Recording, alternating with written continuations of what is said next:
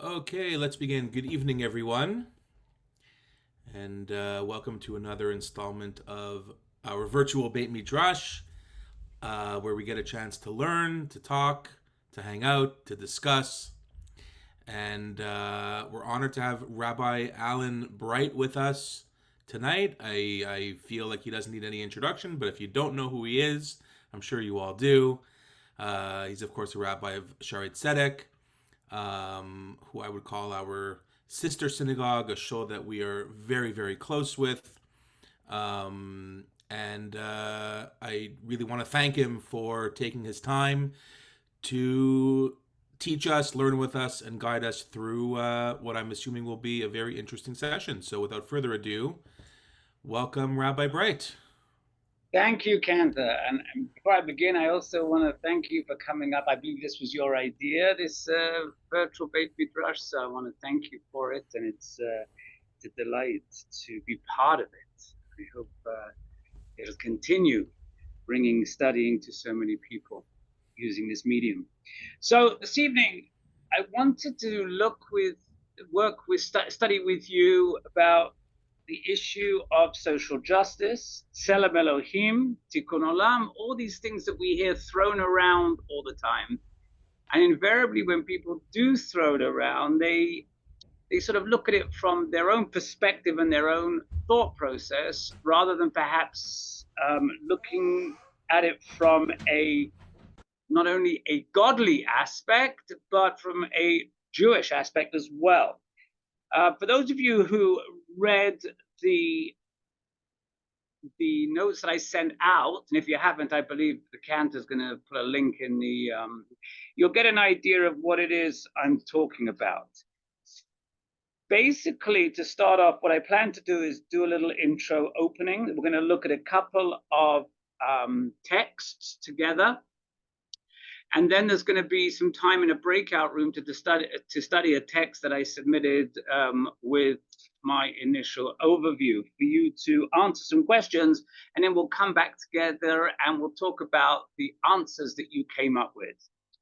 So in contemporary discussions surrounding social justice, one of the primary things we have to consider is the implication of God's sovereignty. In my opinion, you can't really talk about, as a Jew, you can't talk about social justice without including the implication of God's sovereignty. The concept of inherent equality bestowed by the Creator challenges all sorts of convention notions of worldly equality. Our difference in appearance, our differences in intellect, our strengths, weaknesses, eloquence, all may be evident.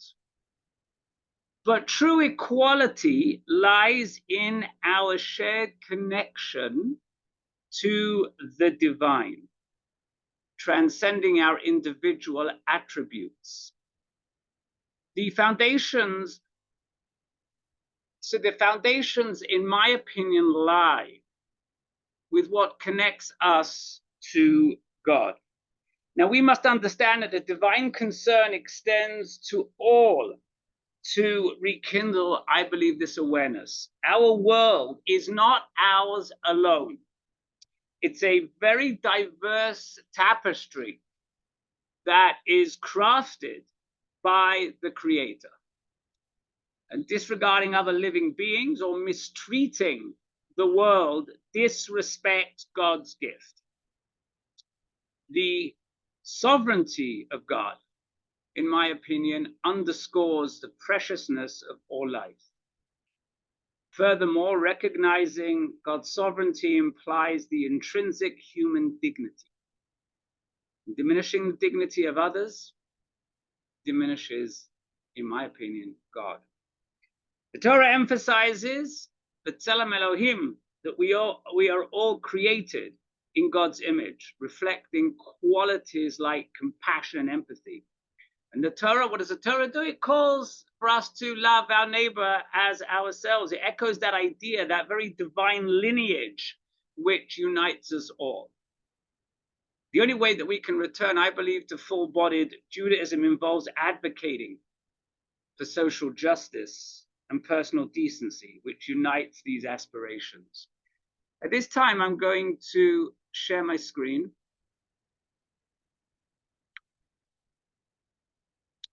I hope you can all see.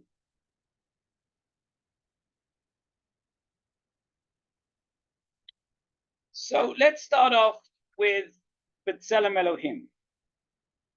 One of the fundamental principles of Jewish theology is that all human beings are created in the image of God and therefore possess an inalienable dignity and worth.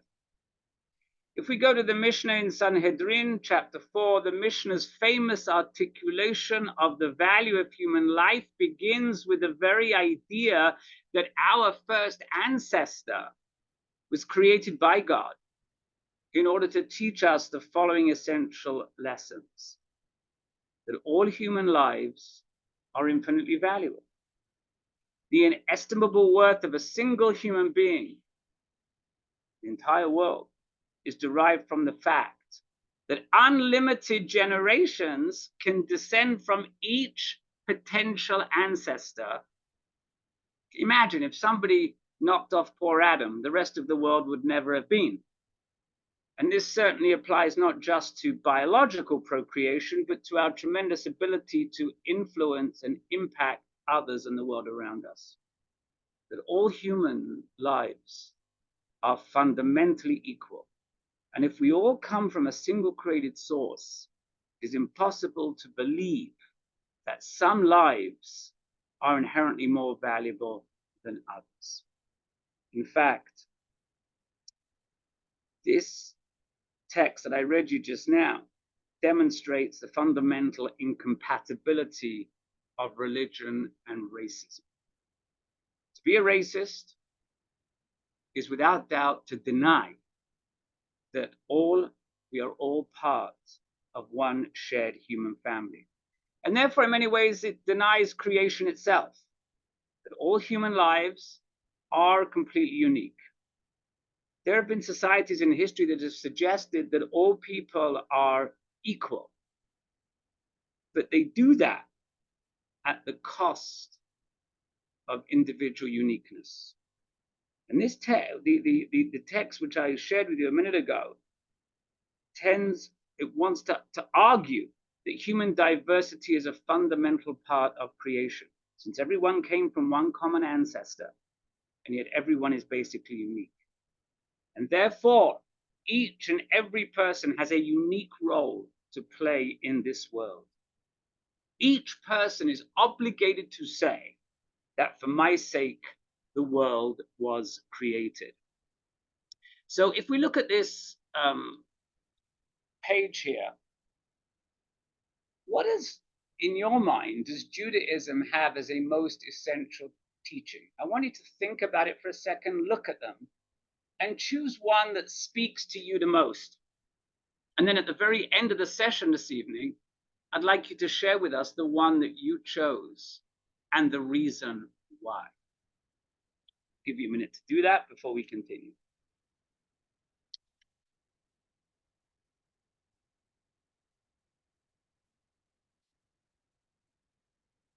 Okay. So the first text I'd like us to look at, and this is not printed in your printouts, this is actually just done on the screen, and then we're going to deal with some questions afterwards, comes from the book of Deuteronomy. And it reads, "You shall not see your brother's ox or sheep wandering around and ignore them. Instead, return them to your brother. And if your brother is not close to you, or you do not know him, then you must take them into your house and keep them with you until your brother comes and asks for them, at which point you should return them to him. You must do the same with his donkey and with his clothing and with anything your brother might lose, which you subsequently find, and you cannot ignore them." Now, I want you just to take a moment to look at that. Think about it for a second. And then think to yourself, what questions might come to mind when we read this text? Take a moment to jot down perhaps a few questions.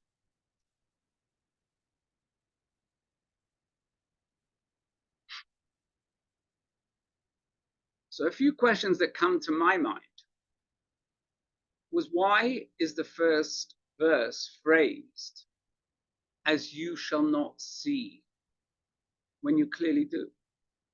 The verse says you shall not see your brother's ox or sheep wandering around and ignore them. Instead, return them to your brother. That's my first question. Second, why does it say ignore them in the first instance, but just ignore in the second? And there it is. And if your brother is not close to you, or you do not know him. And of course, the other question that begs to be answered, who is your brother? And why does that matter? Finally, how might this text apply to our quest for social justice? I'm going to ask you, if you wish, to unmute for a second, and if anybody would like to share a thought on question number 1. Anybody want to offer an answer for question number 1? Why I have an answer. cannot one cannot answer? Yeah, whatever. Go ahead. Go ahead. You go. Oh, okay. Don't do as if you didn't see it. I mean, don't ignore it. There is something that belongs to your brother that's lost. Don't do as if you haven't seen it. It's a reality. Fine. This reminds me of a movie which I just saw, which is in the theaters now, called Zone of Interest. I just thought. Yeah, which takes place. You never see Auschwitz. The people hear it. It's the house of the commandant, and they know exactly what's happening inside. It's clear, but they live as if they don't see it. So it's possible to live next to great injustice in your backyard, so to speak, and not see it in quotation marks. Okay, very good. Anybody else? Yeah, I don't know. As soon as I read that, all I kept thinking was, am I not my brother's keeper? Okay, good. And that sort of, lends that thought, like, that comes from another area, that we are, in a way, responsible. And our brother, if you ask the question, is basically brethren. Okay. I think that the first question is phrased in the negative because, commandments phrased in the negative are harder not to follow. Whereas if it's phrased in the positive, it's easier to sort of dismiss. Like, had it said, take the ox into your house, you could always say, oh, I didn't see it. I didn't know it's my brother's, things that are sort of do this, do that. I find it's easier to dismiss them. But if the Torah says, don't do this, don't do that, then by doing that it's actually going to actually transgress a rule. So even by seeing it, you're actually doing something wrong. Whereas if it was praised in the positive, by seeing it, you can argue that you didn't know that they were lost, but seeing the ox makes you, liable. So it's phrased that way, that you should not see it that way. Okay, yeah, fair. Anybody else? So if you look at the two statements, one is, you shall not see your brother's ox or sheep wandering around and ignore them. Look at the other one, it says, and if your brother is not close to you, or you do not know him. Okay. Now, that begs, of course, Rashi makes a statement, as you can see below, and ignore them. What does that mean, and ignore them? Conquering his eyes as if he does not see it or him. In other words, perhaps because he might not be close to that person. So it's not important. Okay, that could be one answer.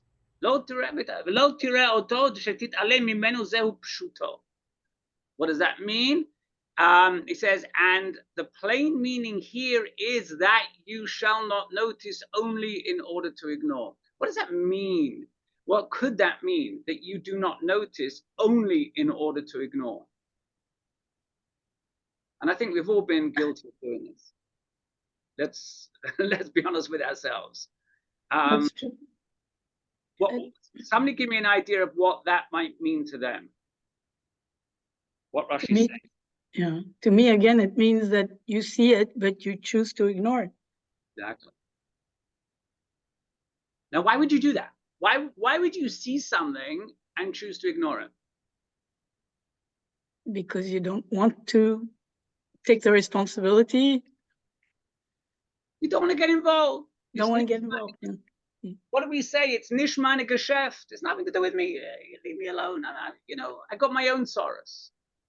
Torah says you cannot do that. You must not do that. You have an obligation. But who do I have an obligation for? Who is your brother? And why would that matter? Who's my brother? Anybody have any thoughts? Who's my brother? He's a human. Your fellow man. It doesn't have to be your brother per se. It's fellow man. Exactly. If we say that we all come from God, if we say that we all from the same creator, okay, then it must mean any other human being. I'm sorry, I cut somebody off there, I think. Please go ahead. I was going to say, you might think it's just a relative, but I think that's the reason why the story is that we're all descendants of Adam and Eve. Not, this is an alternative explanation from evolution, but it's to say that we're all related. We're all from the same person. So in that sense, we're all brothers. Excellent. Yeah, I would agree with that. I would agree with that. You cannot just look away when somebody is in trouble. And so how might this text apply to our quest for social justice?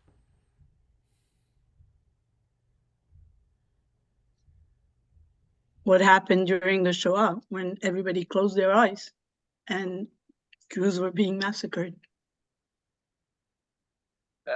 Okay, did everybody close their eyes? Was it just Jews that were being massacred? No, there were Sintis and there were other Christians, but majoritarily Jews. But a lot of people chose to close their eyes. Yes, they did.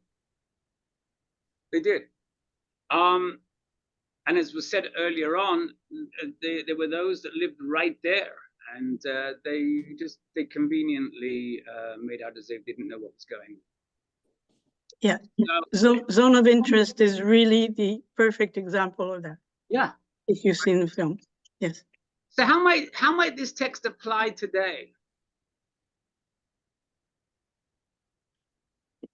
To a lot of things that are happening in Israel, Hamas, justice, being defended by the IDF and not being recognized by the rest of the world, and accusing Israel of everything that they're doing, as opposed to what the IDF is really doing, justice. Yeah, that's going down a rabbit hole. Yeah, exactly. It's so evident.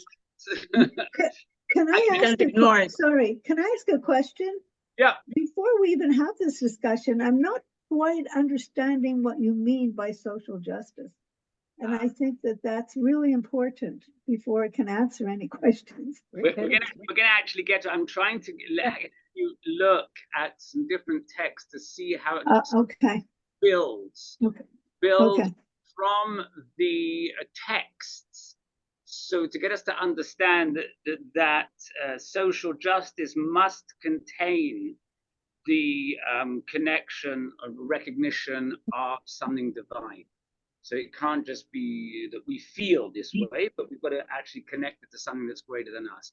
Let's take a look at this text before you go out into your breakout rooms.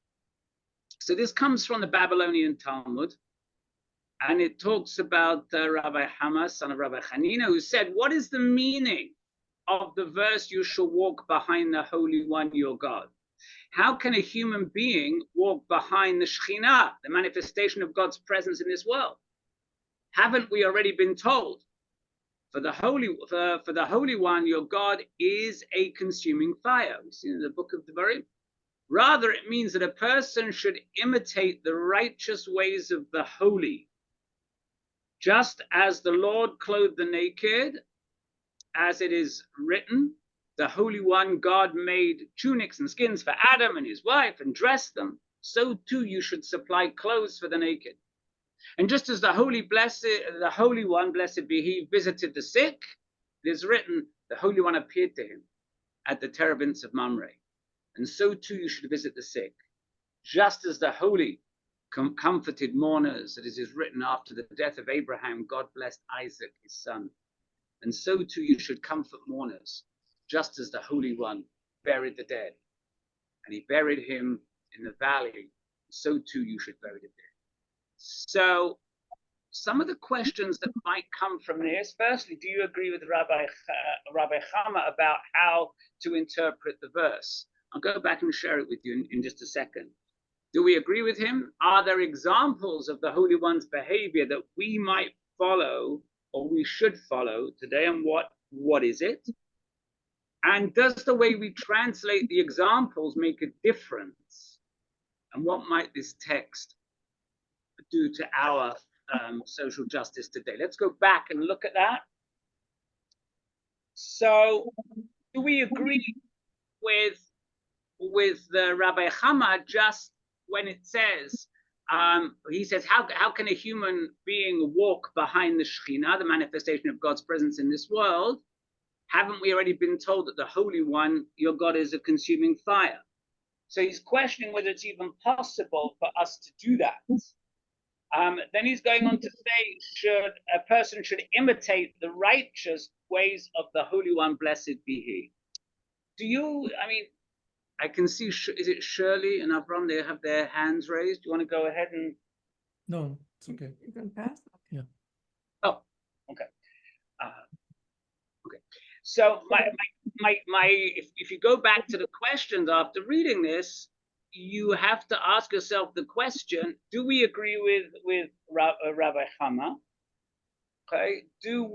Are we required, or do you agree with him? Are we required that we have to do everything as God did in the Torah? That's one question. The other one, are there examples of the Holy One that we might follow? What is it that speaks to us? What is something in today's world that we see? I'm not talking about ritual here, that we may want to follow. Any questions? Any thoughts?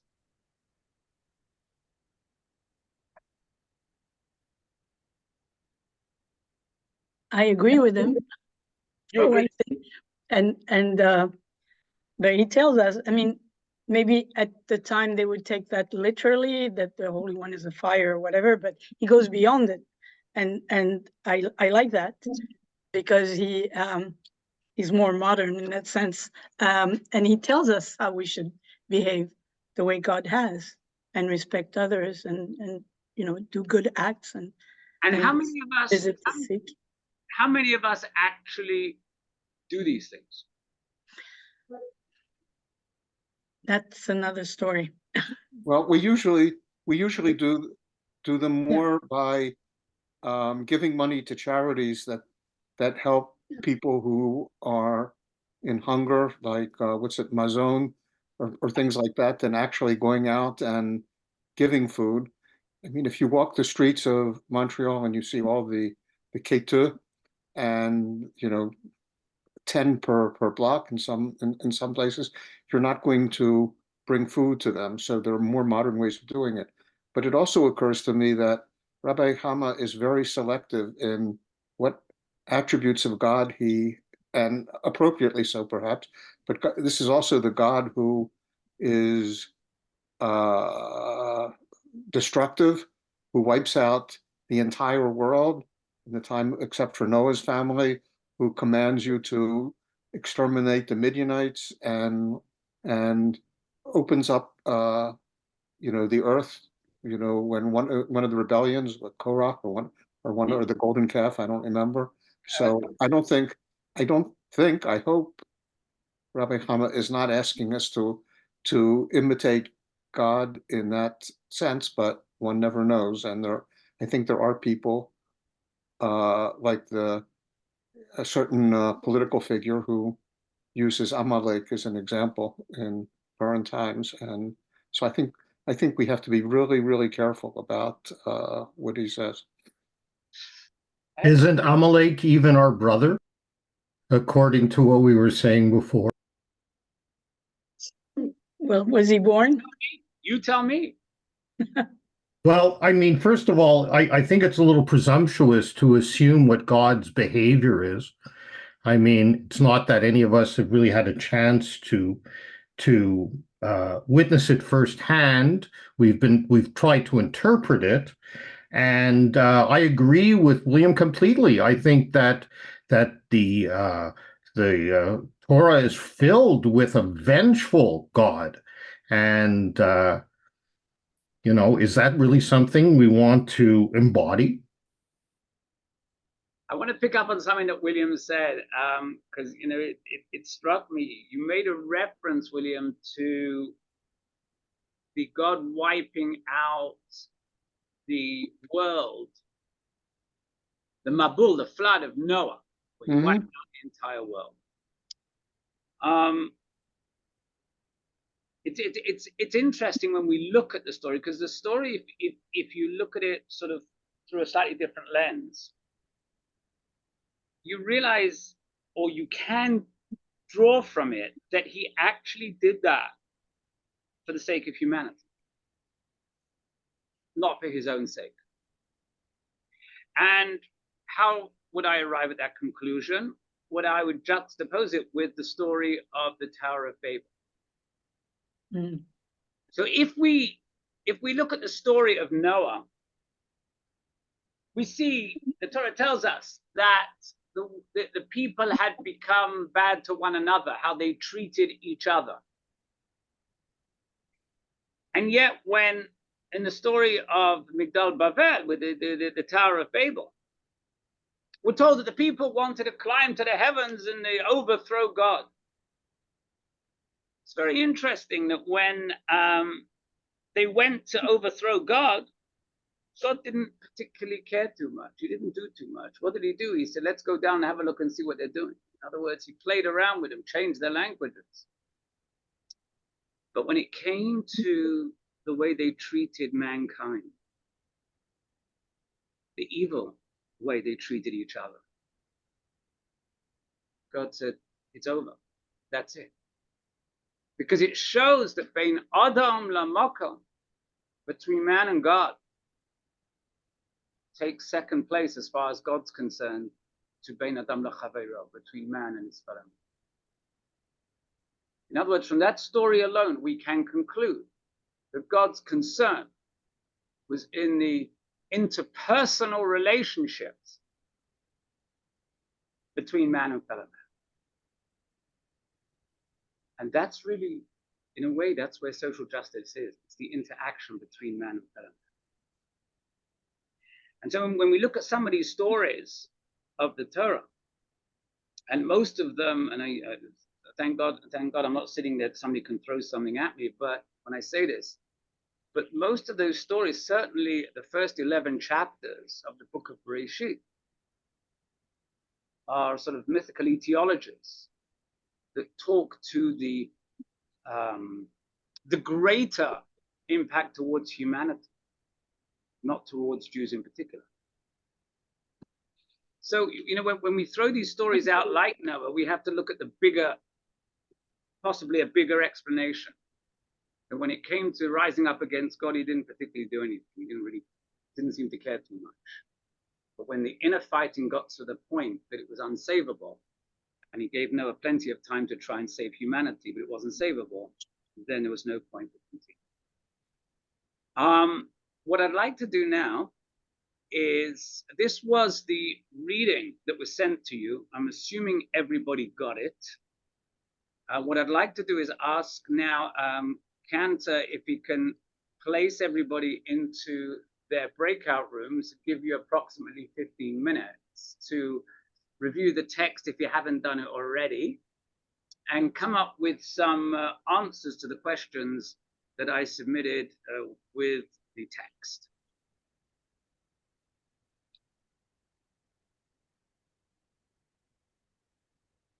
Cantor, are you there?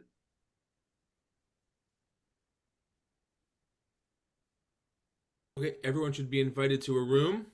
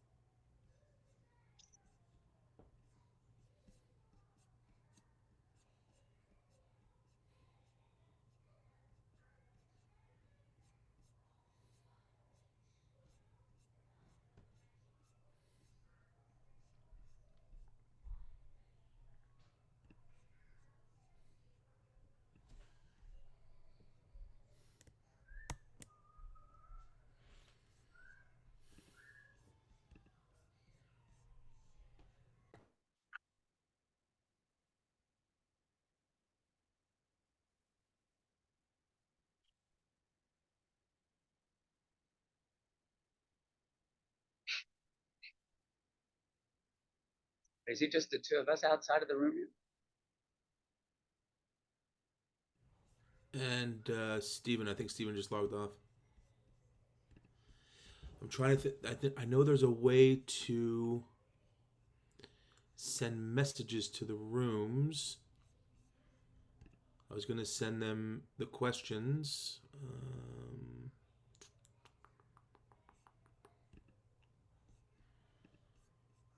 How do I do that?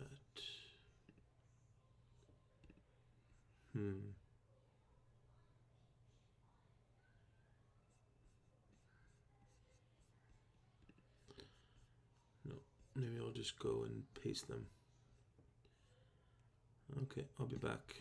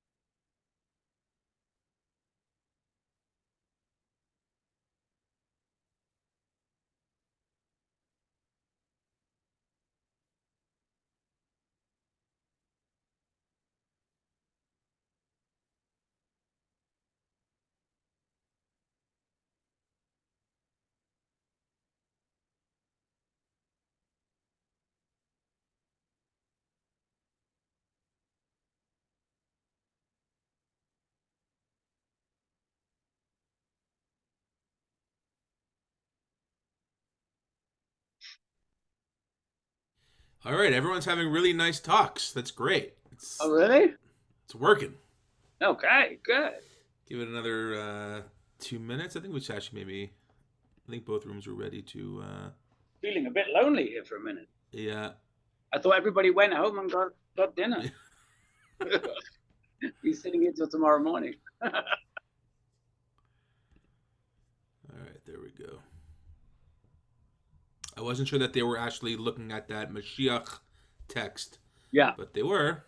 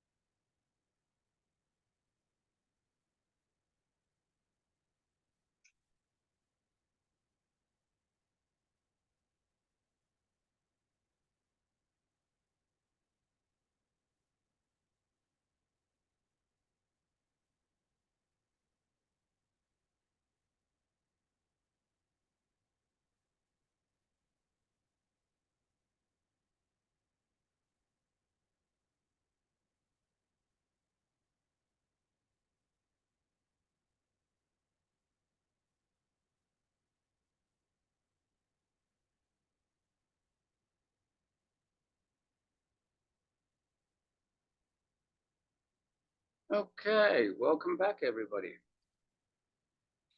So the text that I chose to try and bring this all together is found in the Babylonian Talmud, as it says on the screen, from Sanhedrin. You've read it, you've talked about it. Now let's go to the questions. What somebody, whoever wants to go ahead, please start. What message does this text convey about the Messiah and the world to come?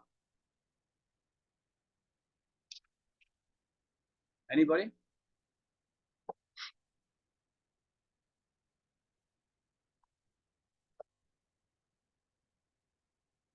Right. So I would say, after reading that text, that the message of this text is that the Messiah's arrival is associated with acts of kindness, humility, and compassion. What's going on here? Something's going on.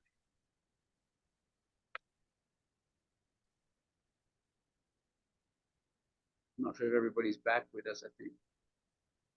No, everybody's back. Are they I back? don't know why. No, Jerry's not back. No, I'm missing people. Will But and there's Will's only not back. 8 participants here. Yeah, but I got invited to another room and I Did didn't you? accept the invitation. I wonder if the other two who were with me got invited.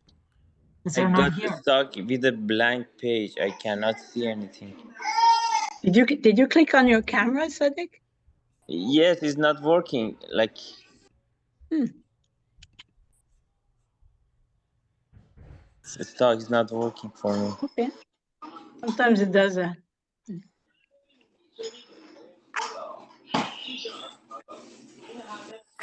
I'm seeing Gerald now. Yeah. We were kidnapped back in room 2.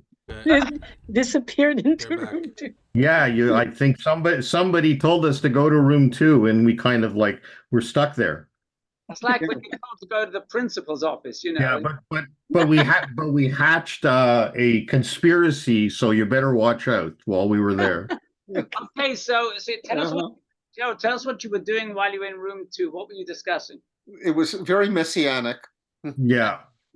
Yeah, we were discussing, we were talking about, I guess, because it's like, we talked about God and Messiah. Okay, good. So what message does this text convey about the Messiah's arrival and the nature of the world to come? Well, I think Jerry's going to disagree with me, but That's okay. Judaism is based on disagreement. But I said that the Messiah, according to the story, is not someone who's just going to appear like magic. The Messiah will come when humanity, is ready for him or her or them to come. And how do we do that? I suppose by acts of justice or turning the world into a more just society. So it'll be the Messianic era, if not the Messiah riding on a donkey. So in other words, taking what you were saying and taking what you're saying, so who or what causes the Messianic era? Ourselves. Yes. Ourselves. Yeah. Well, what causes the mess? Does it mean that the world has finally found an absolutely high level of social justice and is now being rewarded, or is the world about to fall apart? Which one? Okay, well, let's get there. Let's keep going and we'll get there, Gerald. We'll get to that question, but we'll get there. So the message of this text, I would answer the first question, is that the Messiah's arrival is associated, as was said just a moment ago, with acts of kindness, humility, and compassion, which emphasizes the importance of personal deeds in bringing about the world to come. So then the question you have to ask from the text was, why do you think that the Messiah did not arrive on the day that Rabbi Yoshua ben Levi anticipated? You would think somebody as great as Yoshua ben Levi would have got it right. Well, if there's still beggars at the entrance to the city, the town, whatever it was, that in and of itself means that the society is not just. If there's still people who need to beg.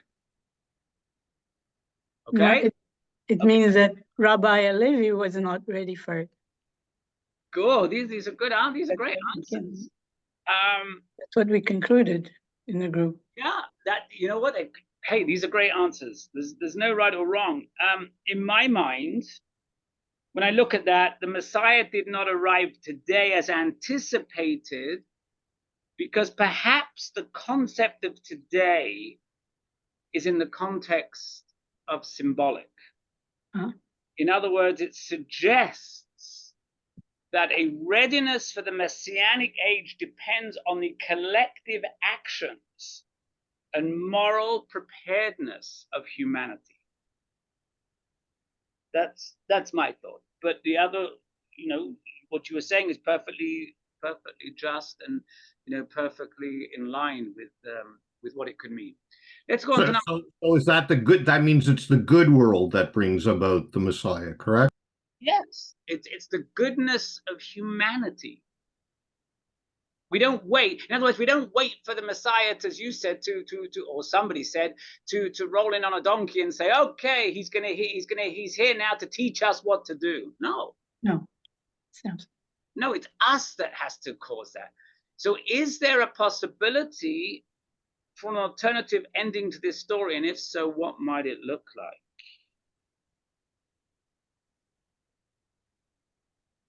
What might it look like in an alternative ending?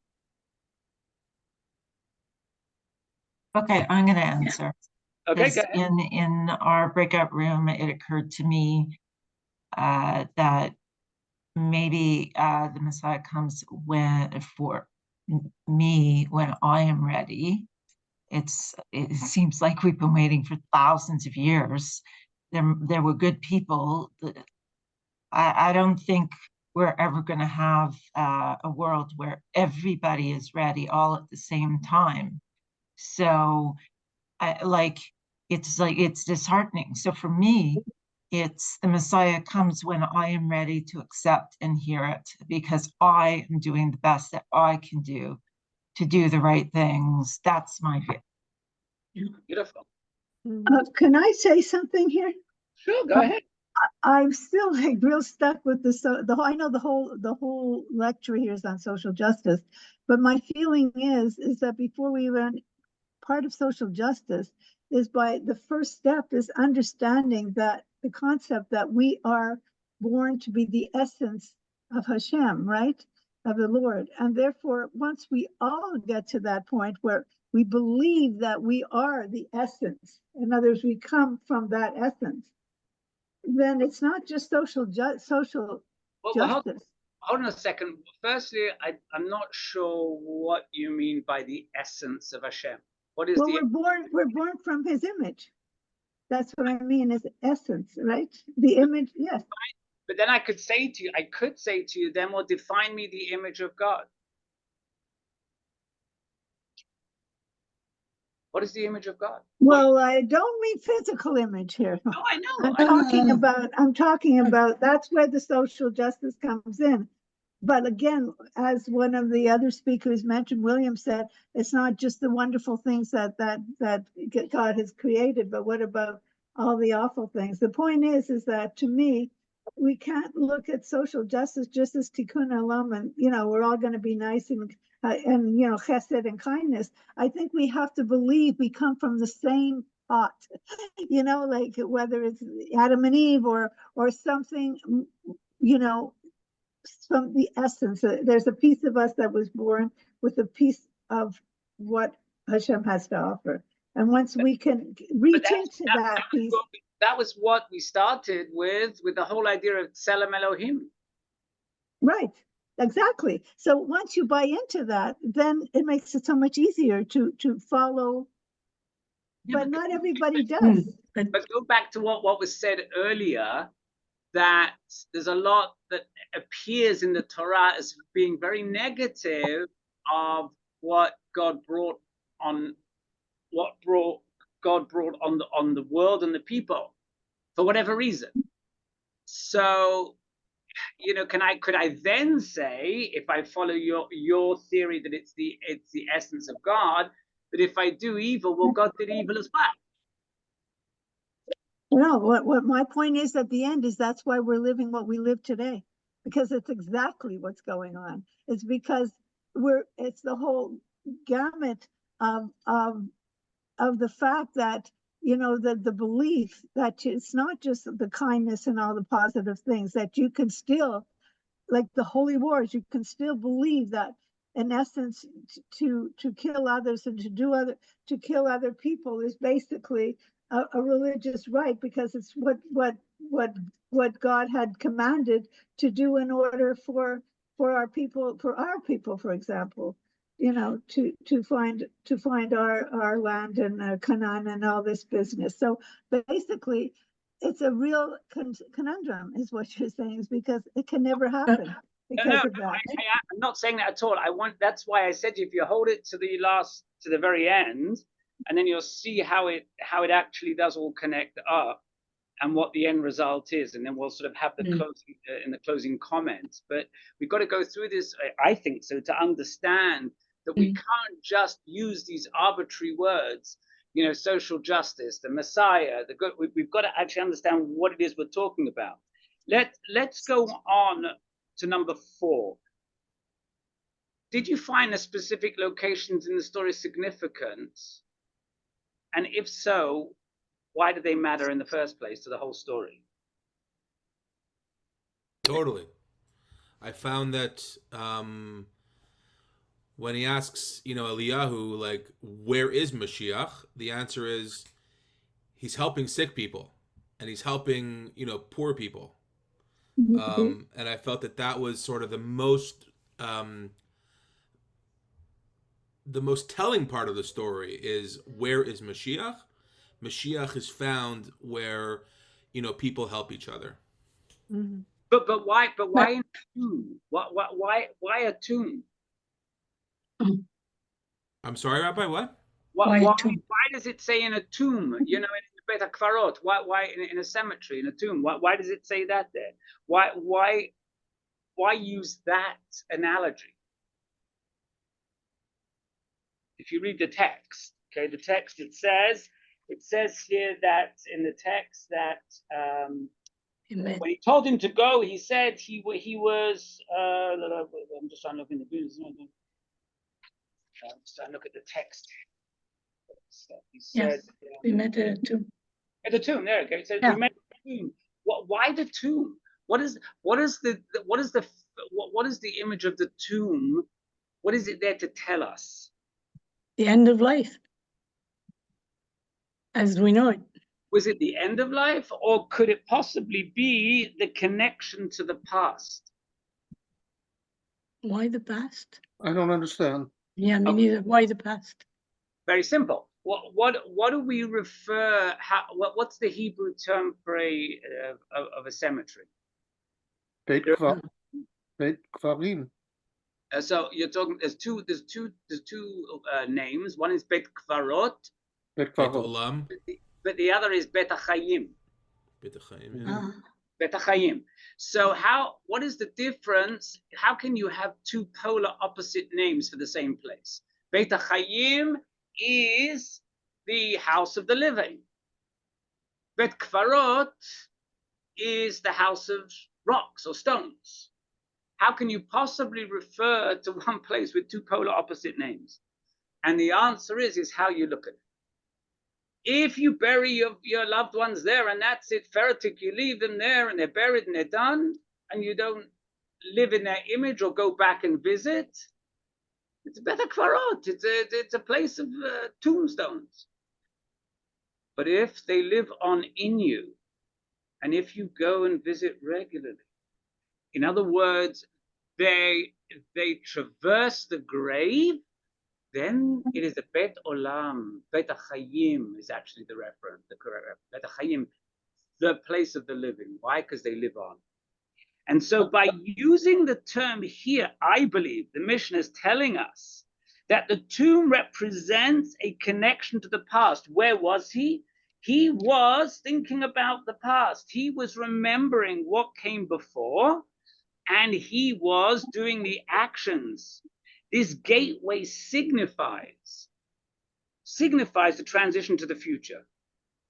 And the reason why the Mishnah has it here, because these locations underscore the importance of understanding and embracing one's spiritual path. It's not just the physical. And if you go, why does the text even envision the Messiah here? How do we look at the Messiah? What is the Messiah?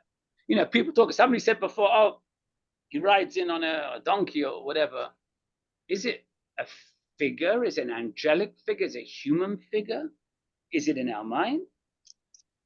Well, if we're going to look at it, you know, very honestly, the Messiah in this text is envisioned as a compassionate, humble figure who prioritizes serving the suffering, the sick, embodying qualities, kindness, empathy, and dedication to the welfare of the others. In other words, it's in each of us. Because if you take the last question there, in what ways can we strive to emulate the Messiah's qualities? What implication does this have for our personal will when addressing issues of social justice? And the answer is to become more like Messiah. We have to strive to cultivate qualities. Perhaps we have them, perhaps we don't. Perhaps we see them in others, perhaps we don't. Of kindness, of humility, a sense of responsibility for the well-being of others. Unless, if we are not pained by the suffering of others, if we look in the eyes of others and do not see Tselem Elohim, the image of God, we are the ones that are affected. We are the ones that are preventing the coming of Messiah. You know, Susan, you said something. You know, it makes you feel very down, which is quite right. If we look at it, if we don't focus on solely what our responsibility is, we have to focus solely on what our responsibility is, not worry about what others did or they didn't do. If everybody focused themselves on being being Messiah-like, then you will see true social justice come about. It takes time. Any thoughts before we move on? Isn't that kind of utopic? Exactly. No, it's not utopic. Not at all. It's not utopic. Or because it's something that we are required to strive. We are strive to be godlike. But we've been trying for thousands of years. We haven't succeeded yet. And how many things on the list in the Mishnah have you done recently? I try to do the most I can. You know, I mean, let's be honest. I mean, you know, we're all guilty of this. You know, and you know, we say, oh, isn't this utopian? You know, the fact remains, at the end of the day, we can't. That's not where our focus needs to be. Our focus needs to be the best we can be. Best we can be. But Masha, correct. So let's wrap this up. I don't know how many of you have know of Gershon Shalom. You know, he's the renowned scholar, and writer. He's a mystic. He highlighted 3 Jewish models: the Talmud, the Tzaddik, and the Chassid. You had this in your writings. I don't know if you read it. So why did he use these 3 images, which he believed are the ultimate bringing together of the perfect groupings to bring about social justice? He said the Talmud Chacham, emphasizes the service of the mind in divine worship, and Judaism encourages questions and truth from all sources. He embodies righteousness with various degrees in the Talmud. They act in ways that make people recognize God's wisdom through their conduct, just in the way they behave. He's a religious enthusiast. He seeks holiness in every action to repair the world. But you know what? These archetypes sort of overlap. Humility is essential for both wisdom and goodness. You can have somebody who's the most studious, the most knowledgeable, the most wise, but if he doesn't have humility, if he doesn't have goodness, then what's it for? The Messiah symbolizes the fusion of personal ethics, kindness, and social justice. The Messiah's role is not to predict, but to inspire hope and aspiration.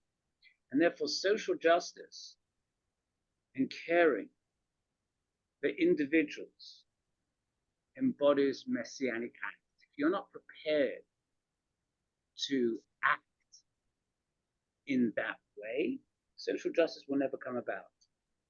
Our role in the messianic age parallels our current one, to open our hearts, living as if the Messiah era has arrived. Not wait for it. Somebody said before, oh, it's thousands of years we've been waiting and it hasn't come. And you know why? Because the reality is that most people mouth it but don't actually believe it. In other words, we have to live today as if the Messiah's era has arrived. And the Talmud suggests that the Messiah will come, listen to this, the Messiah will come when arrogance ceases. Paradoxically, when the Messiah can come, we're not going to need him. We will have brought the Messianic era age ourselves. So in other words, it's something to strive for. When the Messiah will proclaim the time of redemption, it signifies that morality preceding the Messiah's arrival defines that age. In other words, the Messiah, the whole idea of it, waits for us to act messianic. Apathy is blasphemous. Its indifference to human suffering denies God.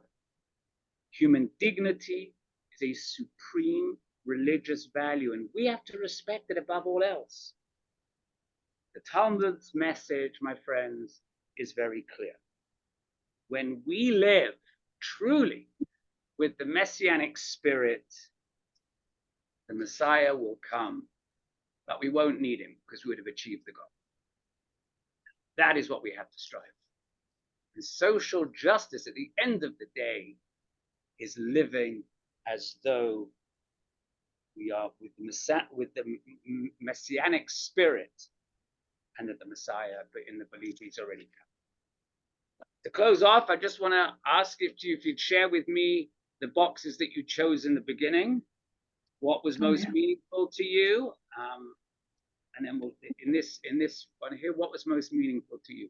Micah, what does God require from you? Do justice, love, compassion, walk humbly with God, because you can do that every hour, every day. Amen. Amen. Ken Yehi Ratzon. So it should be. See, I learned something from you, Rabbi. Great. That's wonderful. Anybody else have any other thoughts? I chose kindness. Perfect. Okay. Yeah. I chose not to remain. I don't think I have to justify it. No. No. I chose not to be the indifferent. Yeah. Me too. Me too.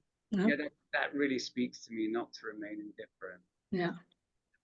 Anybody else want to share what they chose? I also chose Micah. I think it covers everything in a very in a very pithy manner.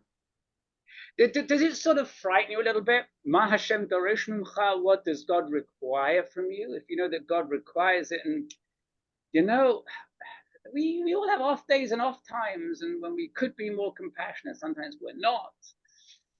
You know, we could be more, we could offer more love, we could be more humble, but we're not. It's a bit scary, don't you think so?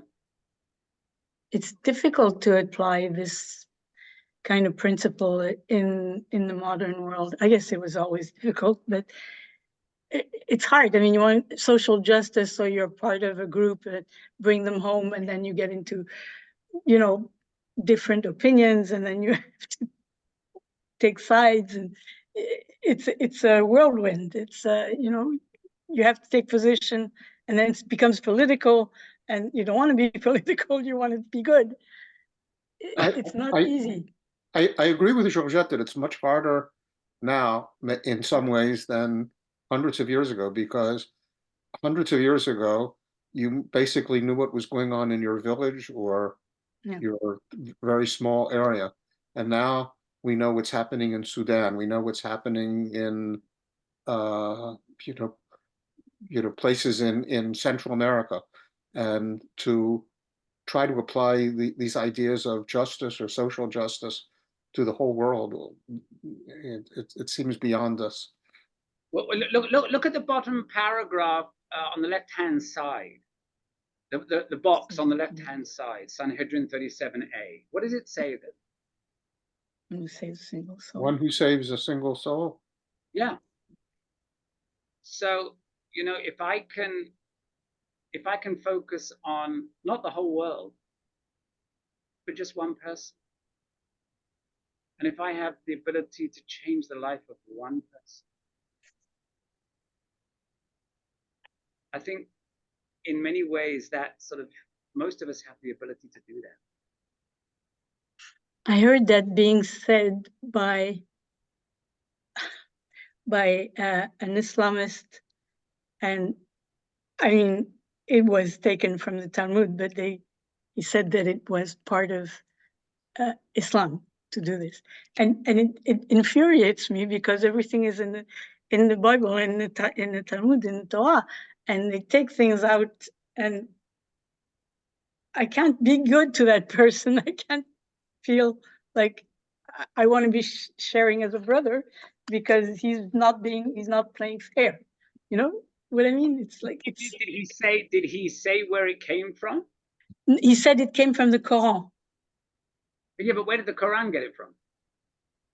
I don't know. It was a show on PBS, and they were interviewing students who were into medical, studying medicine. And he came out with that and saying that was the Islamist philosophy. Yeah. Wouldn't that be a wonderful world if everybody felt if that they applied way? it? And I hate, let them take all the good stuff and make it part of their lives in what Rabbi Bright called actually not trying to achieve a goal, but living in a world of hope and aspiration. That's not the way they interpret it. Well, I mean, Don't I worry. wouldn't talk for them any more than I would tend to characterize the behavior of God. That's you know, I think each person has their own view in the world, but in terms of what does God require from you, aspirationally, I would ask, what should we require of ourselves? And you know, I thank you very much, and I appreciate that. And I would like to add one final comment. Look at the second box over from that other one. God said to Abraham, Lech lecha me'artzecha mimoladecha mibeit avicha, go forth from your native land. In other words, if we adopt it to what we're studying tonight, don't sit on your tuchas. Get up and do something. Okay? And that is it. Thank you, Rabbi. Okay. Thank you so Thank you. much. That was Yasher wonderful. koach. That was very provocative. Yes, I really enjoyed Very this. thought-provoking. Thank you so much. Thank you so much. Good night. Have a good Come night. back. Have a Shabbat good night. shalom, everyone. Chodesh Bye. tov. Chodesh tov. Chodesh tov.